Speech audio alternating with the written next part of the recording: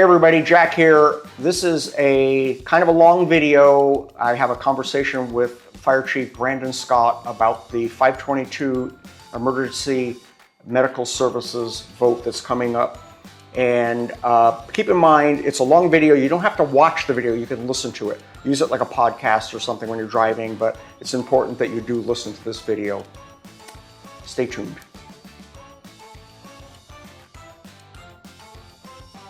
All right, this is a really important informal conversation with Hennessey Fire Chief Brandon Scott about the 522 district, and this is being recorded Thursday morning, so this is 2 days after the town meeting we had.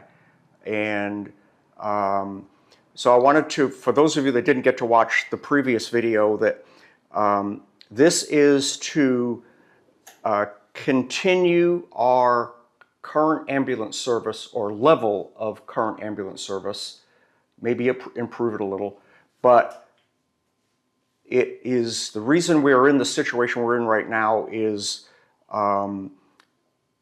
the Life EMS was very, very kind to us for 25 years and never raised the rates. And over 25 years, the cost of things have just gone up significantly. And now we are in the real world, now that Jimmy Johnson that owned Life EMS has retired and Mercy has purchased it. It's put Hennessey and Mercy and everybody else in this bind, if you would, financial bind, because they were currently funding the ambulance with a sales tax that only generates about $16,000 a month. Something. We're talking really rough numbers, 16, people, so don't hate us. Yeah. Okay. And the new ambulance service, at a minimum, is going to be around 25, maybe more. No, it would be 25. More. Yeah, it's going to be over 30. Okay. Every bit of. Okay. Because I know we're in a temporary situation right now with Mercy to gather the data that we need for all kinds of things. And the cost of that, just the temporary service to get us by, right, was 26. Okay. So you're looking at 30. They're doing us a favor right now to just kind of ease us into this thing and to collect the data. There was no data available from Life to base any call volumes or income or anything on, and that's why Mercy is in this 6-month thing with us right now. Right. Okay. And 𝐂𝐚𝐥𝐸𝐬𝐭𝐚𝐧𝐝, if I'm not mistaken, I believe 𝐂𝐚𝐥𝐸𝐬𝐭𝐚𝐧𝐝 pays $36,000 a month. Okay. For a basic service. Okay. And that's just a basic service. Okay, so what is ours considered? What have we had? Is ours is considered advanced ALS. Okay. So that we can provide cardiac care immediately, or trauma, be able to provide those medications right now. So let's talk about those two. Before Life came in, we had a basic, if you would. It was pretty much put a Band-Aid on it and drive like heck to Enid. And, you know, that was it. You couldn't administer drugs. You couldn't, or if you did, it was very minimal. It was very minimal. I guess you could put oxygen on if they needed it, but. So back then, actually, you had to be an EMT level to administer oxygen. Oxygen was considered a drug. Really? Today, with protocols progressing and stuff, it is still an EMT deal, but with special training and stuff, a lot of EMRs can even administer oxygen and certain things like that. So right now, 𝐂𝐚𝐥𝐸𝐬𝐭𝐚𝐧𝐝 and others have backed up to a basic service, which is, just give us a very, very brief description of what that is, other than throw you in the back and drive this, you know, to Enid. So basically, yes, with a basic service, for lack of better terms, that pretty much is what it is. It's load and go. They can monitor an IV once it's started, but they cannot. They can't start. They can't start IVs. They can't administer fluids. They can't. There's certain meds that they can, depending upon their protocols, and different agencies are going to have different protocols, whoever their medical directions are. but the state protocols are very minimal as far as what you can and can't do at a basic service level. With our protocols through Heartland and Doc Warden, even EMRs can administer an 𝐂𝐚𝐢𝐧𝐝, which is an airway to be placed that is not an intubation tube, but it's probably the next best thing. And a lot of people are going to it because it is so fast and simple to Keeps you breathing until you can get to advanced care. Well, it allows, instead of just breathing with the BVM over the mouth, with that, you're filling the stomach with air, you're filling, you're getting air to where it needs to go, but you're also filling the stomach with air, which is ultimately going to end up in coming back up and possibly blocking an airway. So with the 𝐂𝐚𝐢𝐧𝐝, it actually goes down the throat and puts the air where it needs to go and doesn't pump so much down into the stomach. Okay. And so with special training, an EMR can do that through our protocols. Okay. But that still doesn't help much with heart attacks, strokes, major trauma, any of those kind of things. So now describe an advanced, if I had a heart attack or I literally lost a leg or something like that, So with an advanced, with a basic advanced EMT like me, I can administer cardiac epi, I can start an IV, I can administer fluids, I can basically almost do everything that a paramedic can do. I can't interpret the monitor reading. So like David caught the heart attack onset, I can't, through my protocols, look at that and make a decision and make that call, but I can call my medical director and I can send them a picture of it and they can say, hey, you need to do this or you need to do that. Okay. But I can do pretty much, short of giving narcotics. I cannot give narcotics, but a paramedic can. And so like in a trauma situation, they can actually, for the lack of better words, they can put the patient to sleep and relax them enough to where they can intubate and breathe for them. So the point of paramedic level is they can stabilize you and then drive like hell.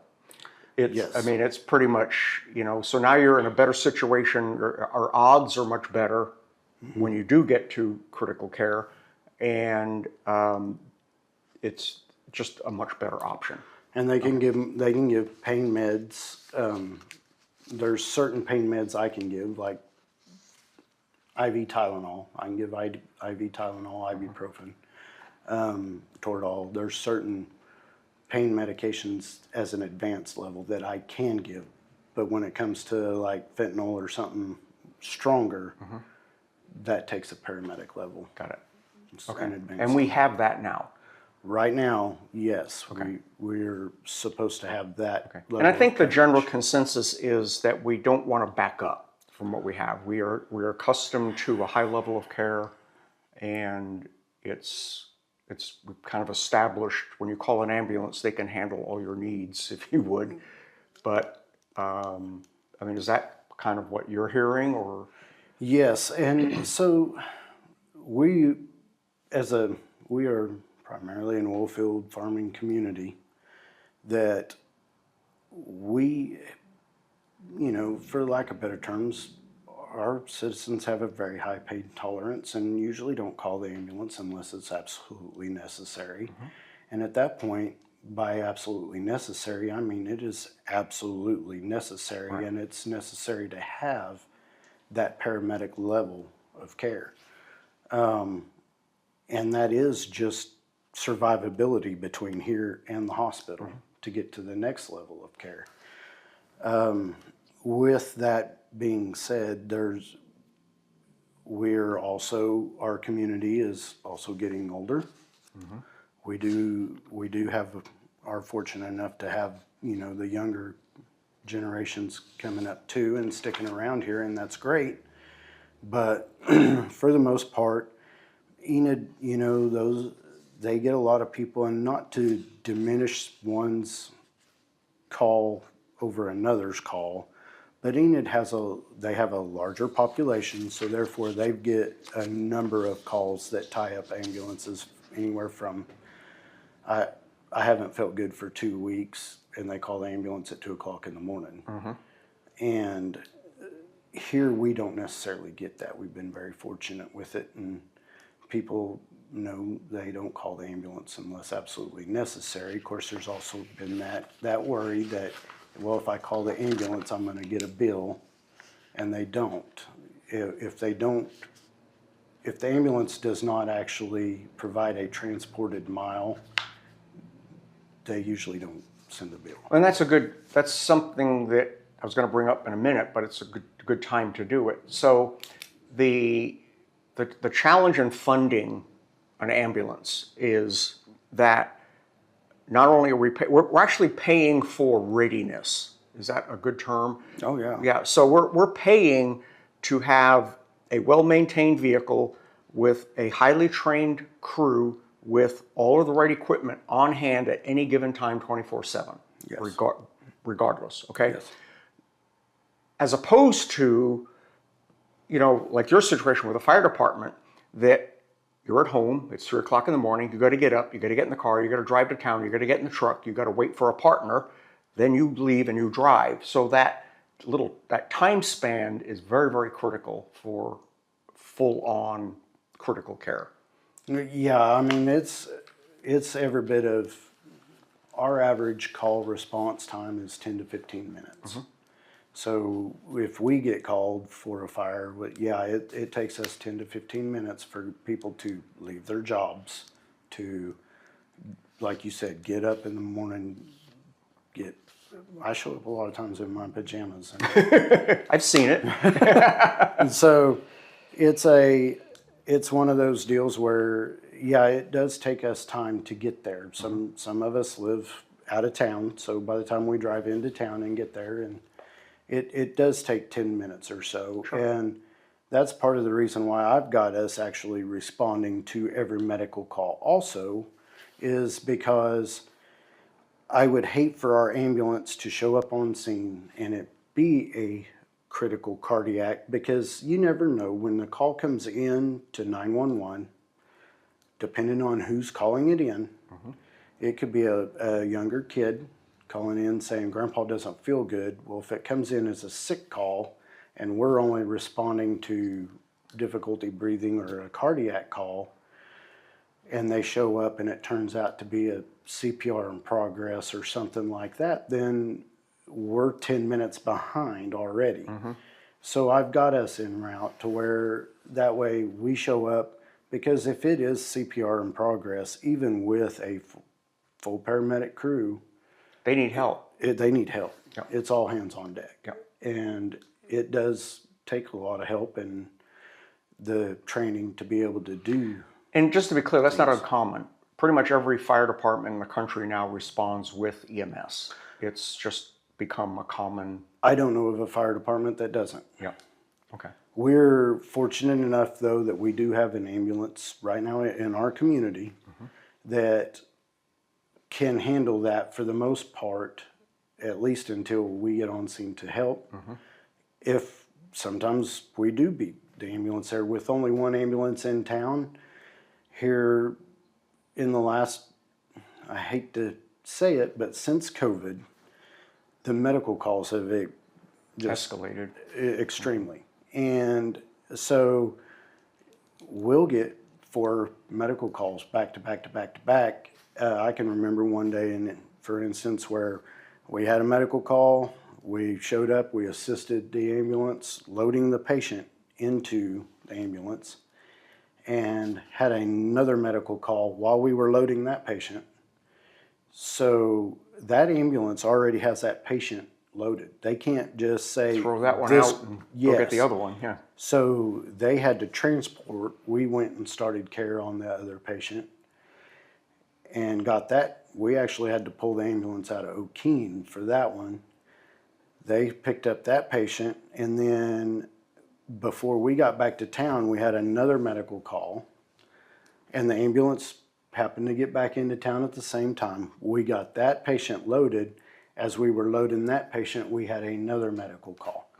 And so they had to transport that one. We had to go assist this one. They pulled another ambulance out of Enid to come pick up this patient. And we still had to provide care while that 20 minutes for that ambulance to make it out. And I guess that's the advantage of having a larger provider close by that has multiple, Absolutely. most of the time available devices. Absolutely. So let's get back to the part where a lot of people don't realize that when you call the ambulance and they come and help you, if they don't give you a ride to the hospital, they don't get paid.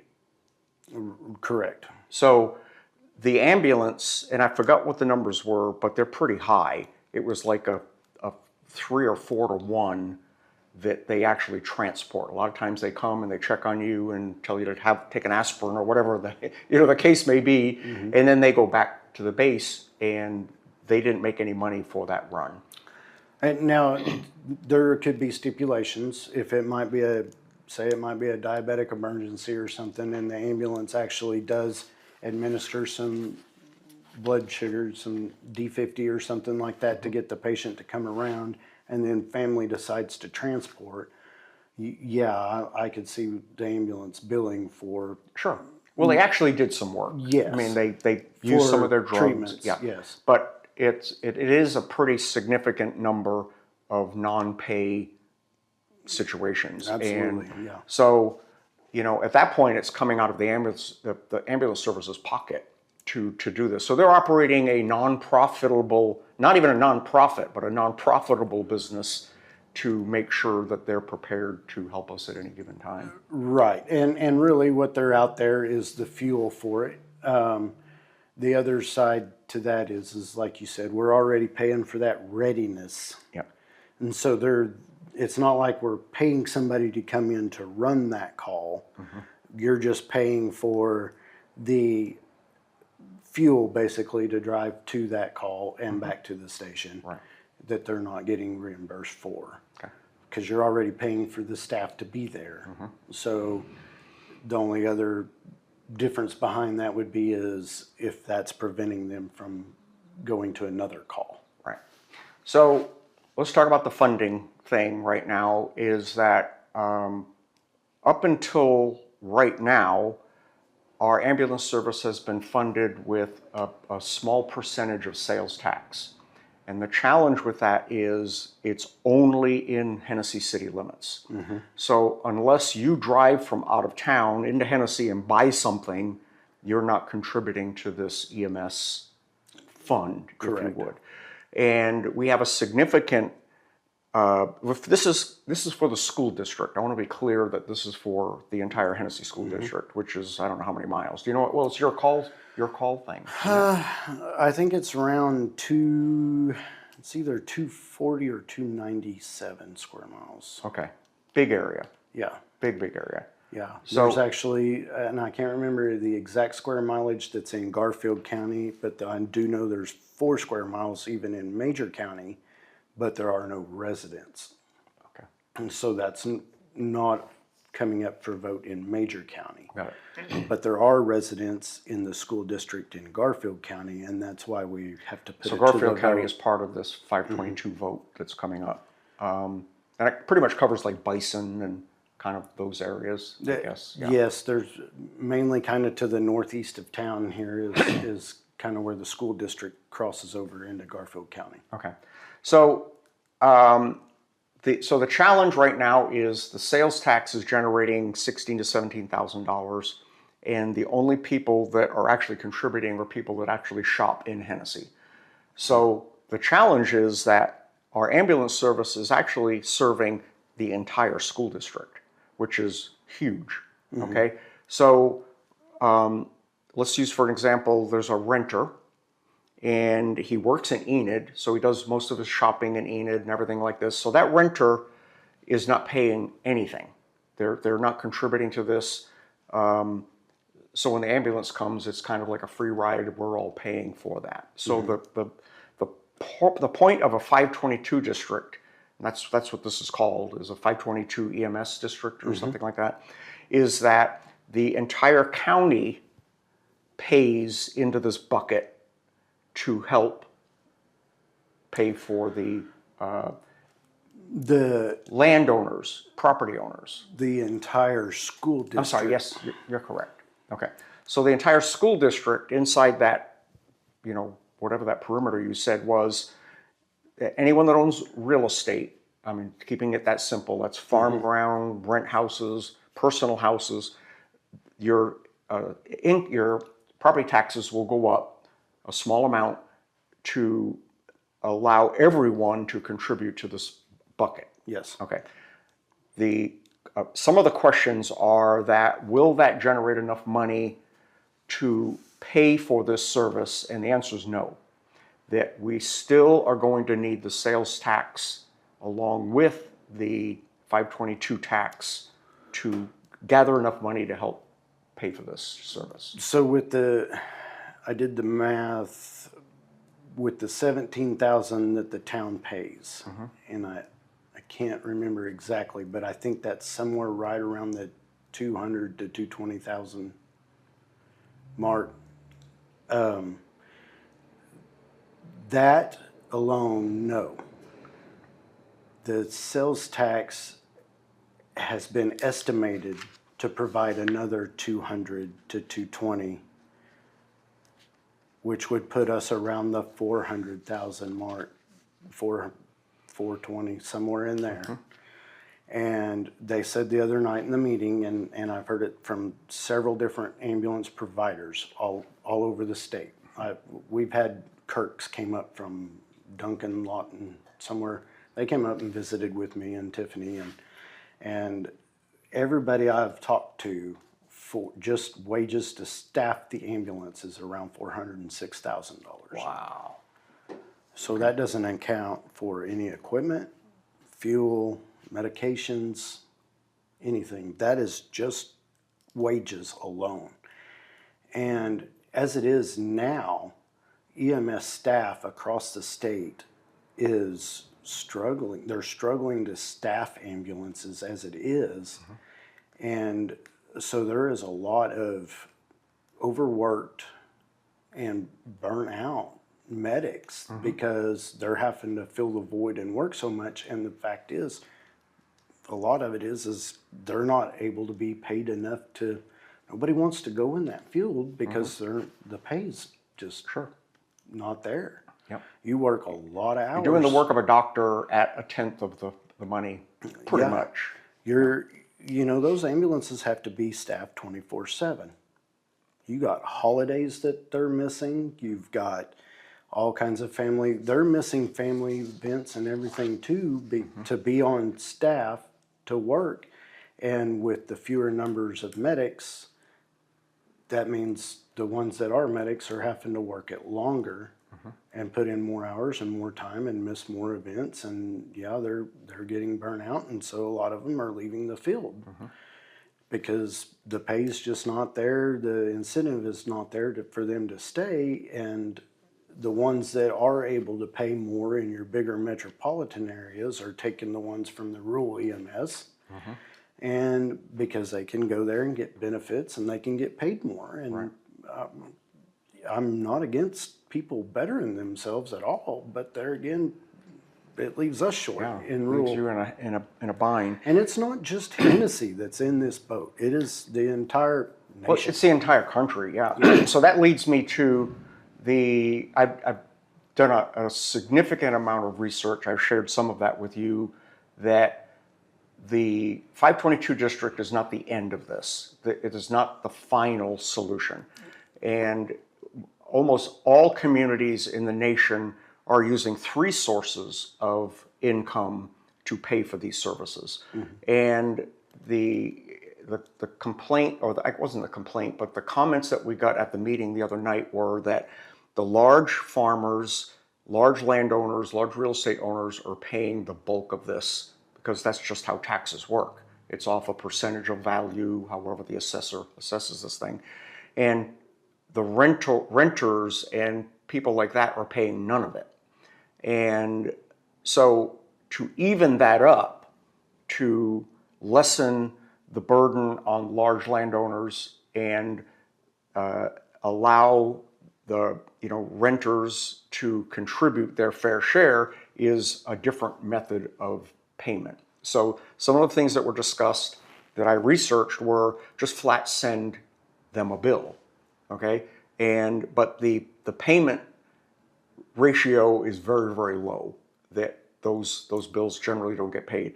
And then the other one was a utility-based payment, which in Hennessey, we could easily just raise the water rates, water and sewer, to help offset that a little bit, but that still does not get the outlying areas and things like that.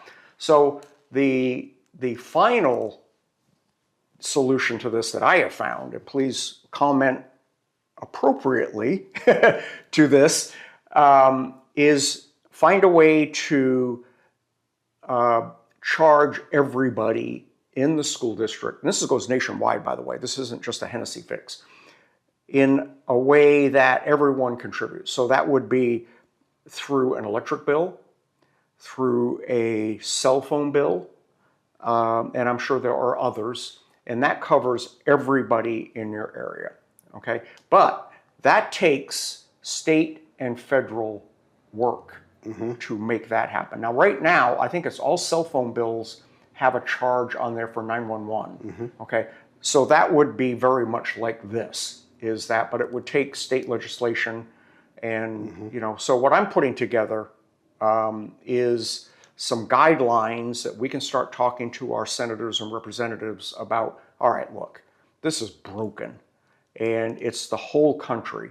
So can we use Oklahoma as an example and try to fix this? Because it is just a mess. There's no final solution to this thing. So, and if you have a better idea on how to do this, chime in, let me know. But there's no magic wand. There's no one's fault here. It's just the price of this stuff is just catching up with us. And it's not that EMS is price gouging. It is EMS, anything labeled EMS, as far as equipment, anything like that is expensive. Just the cost of the monitor, a new LifePak 35 is around $60,000. Oh my gosh. That's a monitor. Yep. That does nothing other than tell you vital signs and heart rhythms. I mean, it can be life-saving, but that is Well, and then there's other devices. I know Kingfisher just bought two. It's a device they put on the chest that does CPR for you.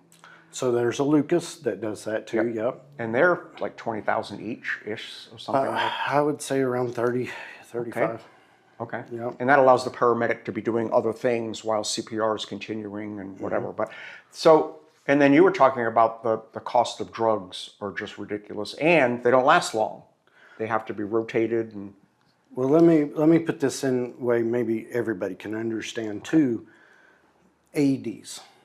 AEDs are becoming very prevalent. what is that? Tell us what. The automatic electric defibrillator that you can And you see them in buildings. You and see them the school has everywhere. them. Saved a young man from Dover's life at a basketball game. They were able to get the AED out, place the pads, and he had a shockable rhythm, and it shocked him, and it ultimately saved him. So, we're seeing more and more people have these AEDs, which is very good. But what people don't realize is the pads that you place on the chest, they have expiration dates. They're like a 1 or 2 year. The batteries that go in the AEDs have expiration dates. And I know to repurchase replacement pads, and just for the pads, it's like $150. That's $150 guaranteed that you're going to spend on that every year to replace those pads. And then the battery is probably another. And that's if you didn't use it. That's even So if you use it, you've got to replace the pads anyway. If you use it, you got to replace the pads anyway. Yeah. And then there's also the various different pads that you've got your pediatric pads and then your adult pads, and then you've got pads that will do both. And there's various things behind that also. But yeah, it's something that it's not just the service, the EMS service that are trying to get money from people. It's the fact that everything nowadays takes more and more money. There's another question on coming up about raising minimum wage. Well, if you raise minimum wage, what do you think is going to happen? The price of everything else is going to go up going up to offset the paying for minimum wage. I'm not saying that's wrong. I feel like, yeah, everybody ought to be able to afford to live, and that's just part of it. The cost of living goes up as the demand for things rises. It's just common. So therefore it's, yeah, and as far as the renters not having, I mean, so for $100,000, I believe somebody made the comment you're paying, or $33. Something like that, yeah. So if the landlord raised the rent $5 a month, that's $60 a year. Yep. That's more than double that $33. Sure, and that could happen. Tax. But that doesn't fix the guy that owns 4 quarter sections. You know, and you're a farmer, you know, your family has land, and that's a pretty big chunk on a piece of property that's worth a couple $100,000 or more now. I don't even know what a quarter section costs, but that's a lot of money. Especially with the commodities nowadays. I mean, of course, cattle right now is high, but you know, you don't see the cost of your crops going up with the cost of the diesel to produce them, with the cost of the chemicals that you need to put on there, the fertilizers and everything else. All that stuff goes up, but your commodity price doesn't go up. Yeah. It's stayed kind of the same level it's been at since the 50s. Yeah. Well, I remember when I first came to Oklahoma, I didn't even know what a commodity was, but I remember seeing the sign on the co-op when it was on Main Street, and it said wheat $3.25. Well, it's still $3.25. That's 50 years later. Yeah. I mean, as of right now today, it's actually higher, but all it takes is another month and somebody decide, well, that's too much, we need to. Yeah. And so it goes back down to the $4 or whatever, and you're left with holding the bill. So another really important question was that do we have to stay with Mercy, our current provider, if we get the 522 district in? And the answer is no.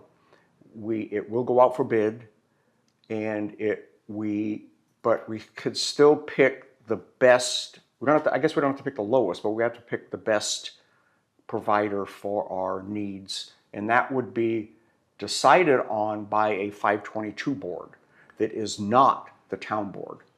In fact, we're trying to get clarification on, can anyone from the town board even be on that board? I don't think they can. They can't. Okay, no. So this is a completely separate board. I am assuming it has some medical people on it that understand how these things work. I don't know how that plays out, but so it's not up to our town board to pick who these people are. It will be up to this new board that would be formed. Correct. So first step, we have to get the tax passed.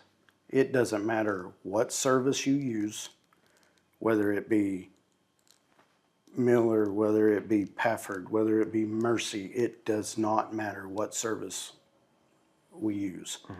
We still have to have this money.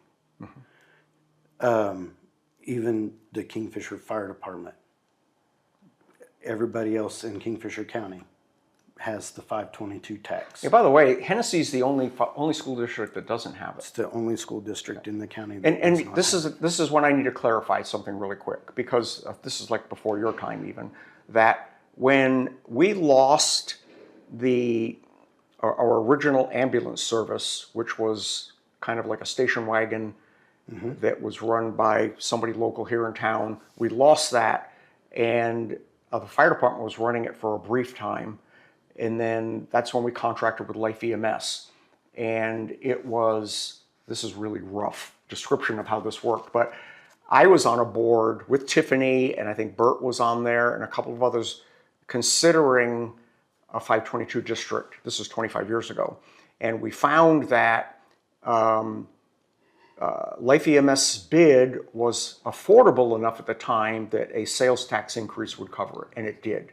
But that was a paramedic in our ambulance and our volunteer driver, okay?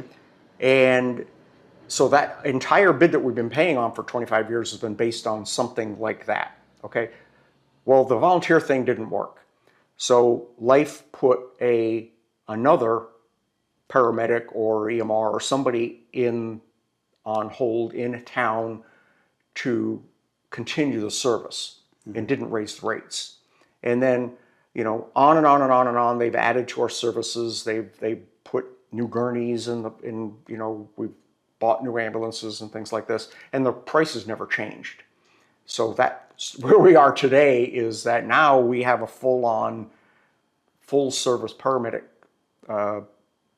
provider that's working on 25-year-old rates. And so anyway, it brings us back to bidding on, there are 5 or 6 independent providers, I guess, that could service our area. Isn't that right? Well, and like I said, yeah, even 𝐔𝐧𝐝𝐢𝐧𝐝 EMS came up and talked with us, and they said, yep, whenever, nobody's ready to divulge absolute numbers, because when the 522 passes, okay, so at that point, the commissioners will set up a board, a 522 board. Those members then... One more quick clarification. This is a county thing that is run, so that money's paid to the county, and then the county gives that money to the board, and then the board handles where it goes. So then, that's basically what the board does. They oversee where the money goes from that 522 tax. That's basically it. They can set up their guidelines. The board, once it's established, they need to meet. They'll set up their guidelines as to what they expect in our school district, and it will be members from our school district on that board. So then you're looking at, they will, once they establish their guidelines of what kind of ambulance service we want in this school district, they will go out for RFPs, which are requests for Proposals. At that, which is a fancier word for saying bids. Yeah. At that point, then the ambulance services that want the school district will submit their RFPs, and then at that point the 522 board will look and see what each one's providing for what amount of money, and decide at that point what they want, which ambulance service that they want in this area, who can provide the best level of care for the dollar amount, and that we can afford. Okay. So there's the $1 million question. This is where Brandon's going to run out of the room. Why doesn't the fire department just do this?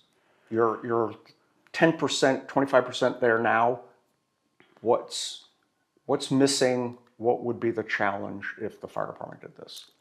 So for one, we are a volunteer fire department right now. So what that would entail, we would have to, at very minimal, be like Kingfisher and be a combination fire department. We would have to staff full-time. The rates that the EMS services are paying right now and fire departments are paying right now, that is very competitive. Even Kingfisher has a lot of people get on Kingfisher just to use it as a stepping stone to go on to a better So you're paying constantly rotating help. fire department. So at that point, the volunteers that we currently have, the great group of guys that we currently have, work in the oil field. They have very good paying jobs. You're going to have to make it very substantial for them to even consider staying and being part of it on a full-time basis. Right. That means sleeping at the station. That means, yep. Then we've got guys that's not their cup of tea. It's not what they want to do. So even if they stayed on as volunteers and did the fire side of it, and just responded to fire calls only, hopefully we could still maintain our numbers and our group of guys that we have. I would sure hate, guys, we do this because we love it and because we love to be there to help our citizens. But is it worth us cutting our family's income to go do that? No, probably not. If they wanted to do that, they would have. The other thing that people are missing is that whether we have a contractor do it or you do it, it's the same amount of money. It's still $400,000 plus a year. It's actually going to be more, Jack, because by the time at that point, we not only have to pay for a full-time staff, we will have to, granted, the town owns the ambulance, but everything inside that ambulance right now is owned by Mercy. Oh, okay. So we're going to have to re-equip it with everything. So there we are, $60,000 for a monitor, $60,000 for a stretcher, all your meds and everything that go in there. You're going to have to re-equip it. Not to mention, none of us currently on the fire department are a paramedic, so we would have to hire paramedics, outside paramedics, to come in and do that. Then it comes down to the billing aspect of it. You're going to have to hire somebody to take care of the Medicaid, Medicare billing, and perform all those in-house duties, not to mention submit to the state your reports, be on top of all of that. So you're looking at hiring a significant amount of people anyway, and it just, at the end of the day, it does not matter. Without this tax money, it doesn't matter. Right. You will not have a service. Okay.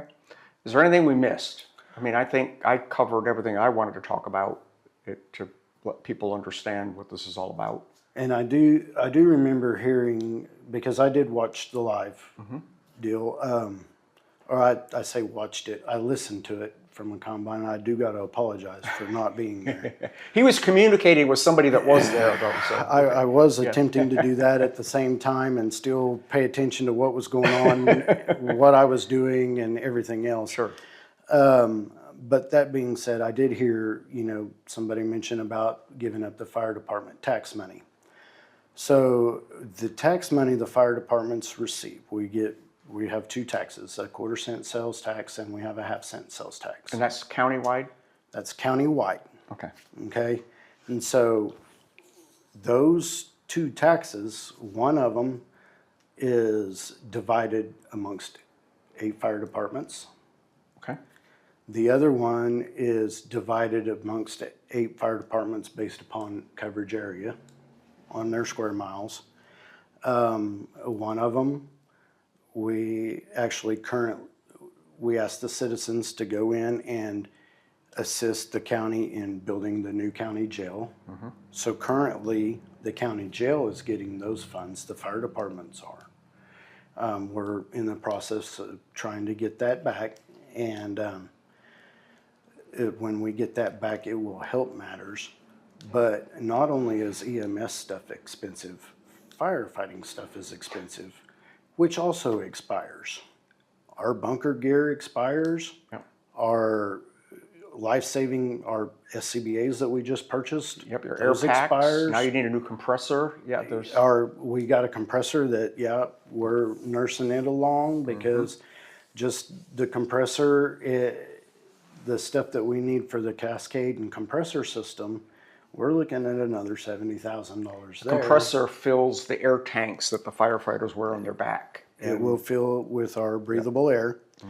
The SCBAs, the air packs, I don't, if people paid attention, we just went to the restricted sales tax through the town and purchased 12 of those and 24 extra cylinders, the bottles that we carry on our backs. we just purchased those for $120,000.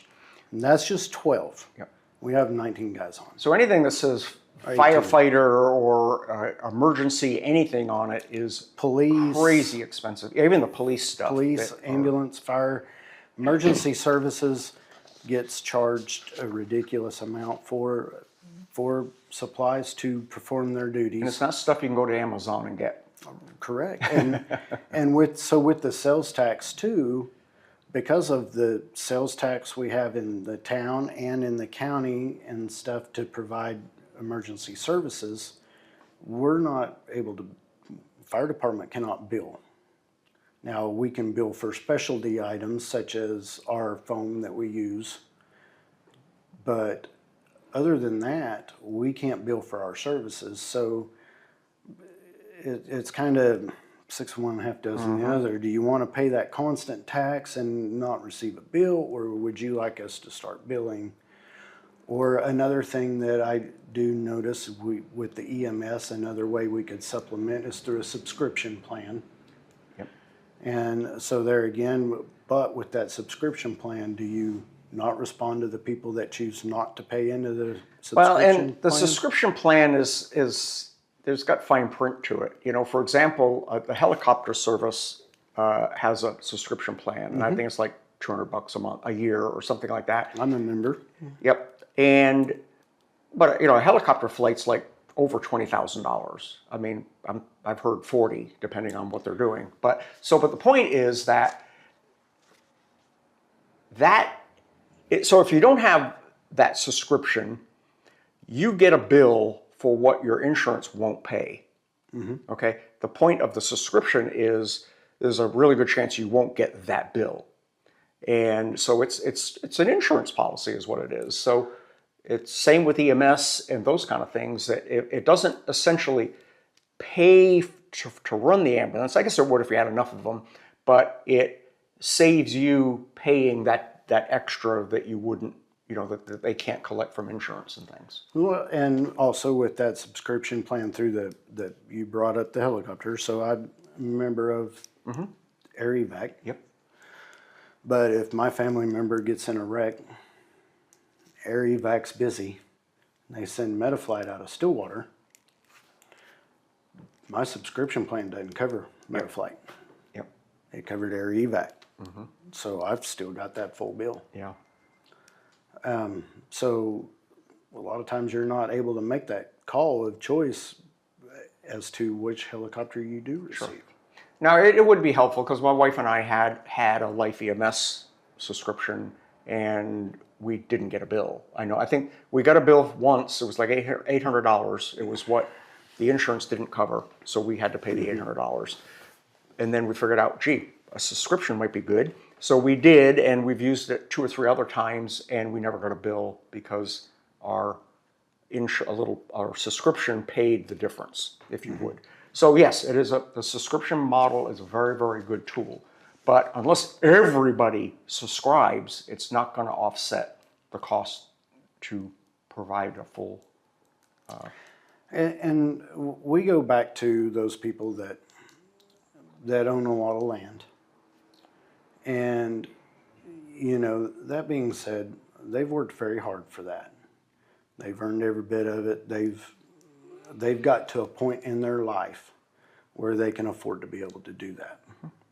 Okay?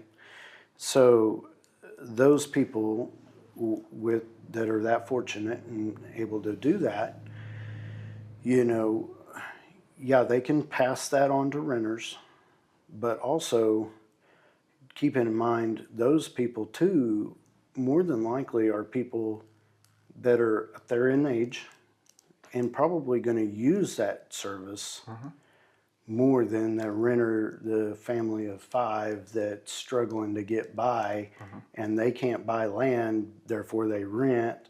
And yeah, so they're not paying into the tax, but they're also younger, more survivable, possibly not even going to use the ambulance services as much.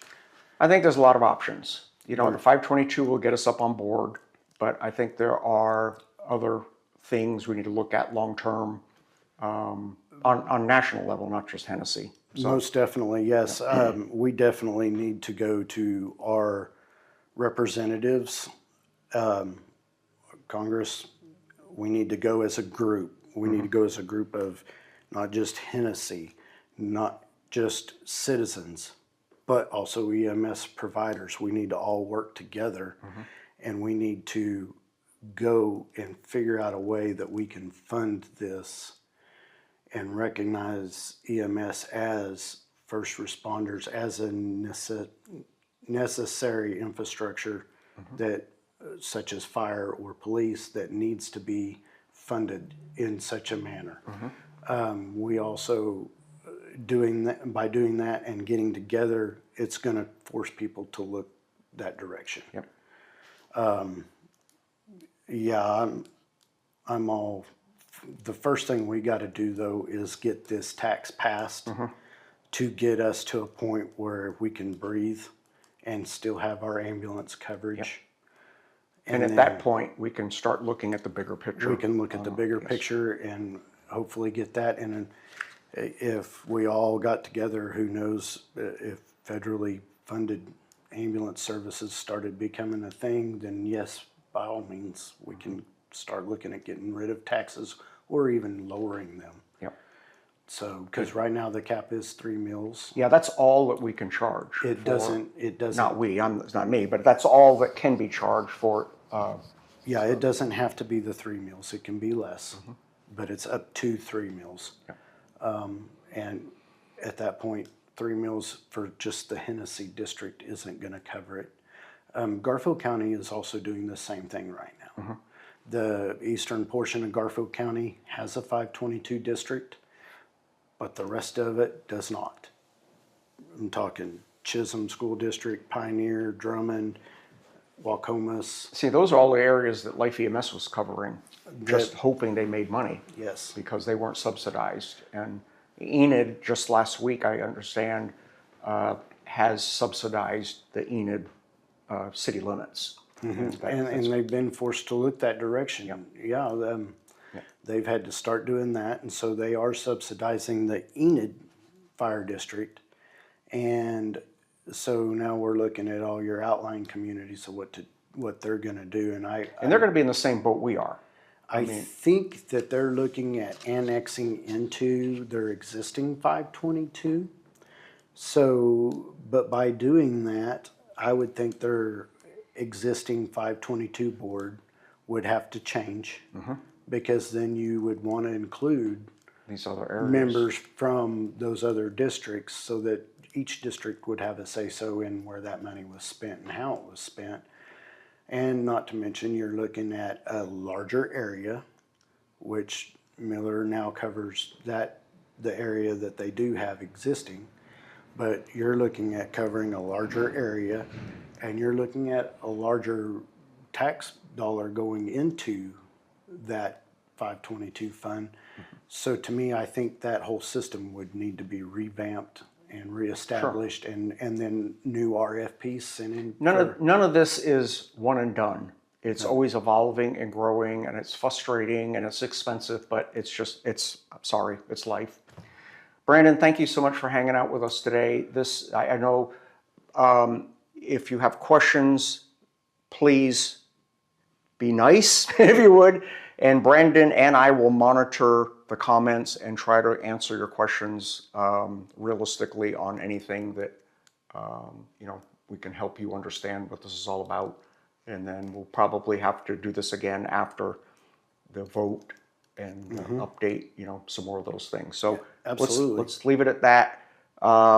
Leave your comments, please. Share this video, and thanks for watching.